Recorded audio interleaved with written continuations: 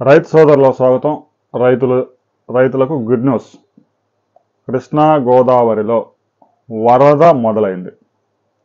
సహజంగా కృష్ణా నదిలో ఆంధ్రప్రదేశ్ ప్రాజెక్టులకి జూలై చివరి వారం ఆగస్టులో వరద వస్తూ ఉంటుంది. కానీ ఈ ఏడాది మే లాస్ట్ వీక్లోనే వరద పెద్ద ఎత్తున మొదలైంది. తుంగభద్రకి వరద ఫ్లడ్ పెద్ద ఎత్తున వస్తూ ఉంది. ఆ కింద ప్రాంతంలో కూడా సుంకేసుల ప్రాజెక్టుకి 88,000 క్యూసెక్ల ఫ్లడ్ వస్తూ ఉంది. అది పెద్ద రిజర్వాయర్ కాదు కాబట్టి అక్కడ ఉండే 1.8 టీఎంసీ నిండిపోయింది. మొత్తం వదిలేస్తూ ఉన్నారు. కింద జూరాల ప్రాజెక్టు చేరుతా ఉంది. జూరాల్లో దాదాపుగా 89,000 క్యూసెక్ల ఫ్లడ్ జూరాలకు వస్తూ ఉంటే 12 గేట్లు ఎత్తి మొత్తం ఫ్లడ్ మొత్తం శ్రీశైలం ప్రాజెక్టుకి రిలీజ్ చేస్తూ ఉన్నారు. శ్రీశైలం ప్రాజెక్టుకి మే చివరి వారంలోనే దాదాపు 1,00,000 క్యూసెక్ల వరద రావడం 18 సంవత్సరాల తర్వాత ఇదే మొదటిసారి. ఇక ఎగువ ప్రాంతంలో ఆల్మట్టికి నారాయణపూర్కి కూడా పెద్ద ఎత్తున ఫ్లడ్ వాటర్ వచ్చి చేరుతా ఉంది. గత ఏడాదితో పోల్చుకుంటే ఈ ఏడాది ముందే ప్రాజెక్టులకి వరద నీరు చేరే అవకాశం ఉంది. ఇంకా ఆల్మట్టి నారాయణపూర్ నిండిన తర్వాత అయితే కిందకి రిలీజ్ చేస్తారు. తుంగభద్ర కూడా అదే పరిస్థితి. అయితే జూరాల ప్రాజెక్టు ఎగువ ప్రాంతంలో పడుతున్న వర్షాలతో పెద్ద ఎత్తున ఫ్లడ్ వచ్చి చేరుతా ఉంది.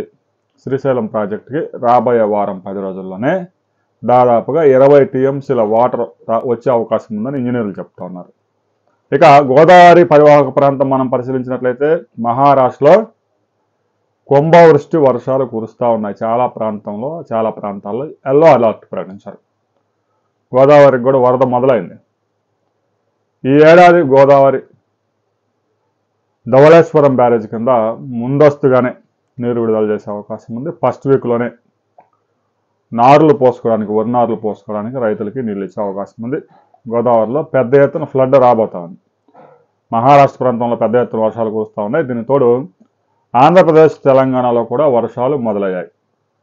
ఋతుపవన వర్షాలు, అల్పపీడన ద్రోణి కొనసాగుతూ ఉంది. దీంతో పెద్ద ఎత్తున వర్షాలు కురుస్తూ ఉన్నాయి. రాబోయే వారం 10 రోజుల్లోనే గోదావరిలో కూడా ఫ్లడ్ 3 లక్షల నుంచి 4 లక్షల క్యూసెక్లు పెరిగే అవకాశం ఉంది. ఇక కృష్ణానది పరివాహక ప్రాంతంలో మన ప్రాజెక్టులు చూసుకుంటే శ్రీశైలం, నాగార్జున సాగర్, పులిచింతల ఈ ప్రాజెక్టులకు మాత్రం జూన్ నెలలో దాదాపుగా ఒక 150 నుంచి 200 టీఎంసీలు వాటర్ వచ్చే అవకాశాలు కనిపిస్తూ ఉన్నాయి. రాబోయే రోజుల్లో వర్షాలు ఏ ప్రాంతాల్లో ఎలా పడబోతా ఉన్నాయి, ఫ్లడ్స్ ఎలా రాబోతా ఉన్నాయి అనే విషయాలతో మనం మరిన్ని వివరాలు తెలుసుకొని మరో వీడియోలో కలుసుకుందాం.